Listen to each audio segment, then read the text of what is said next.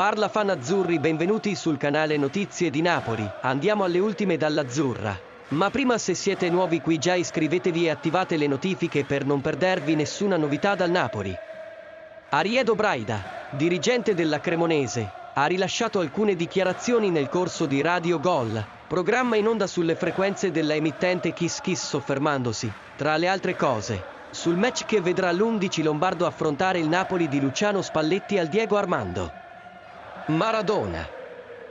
Il Napoli vincerà lo scudetto a mani basse, e lo dico da tanto tempo, non certamente da ora che il vantaggio degli azzurri sulle inseguitrici è di ben 13 punti.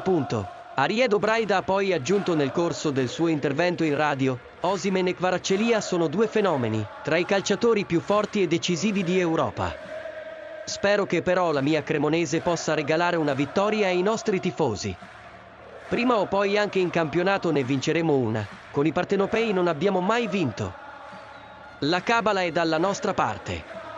In Coppa Italia abbiamo vinto contro il Napoli 2, ma ho riscontrato anche in quella occasione la forza del Napoli. La nostra qualificazione è stata quasi insperata al punto, e i fan di Azzurra? Lascia la tua opinione nei commenti perché è molto importante per il Napoli.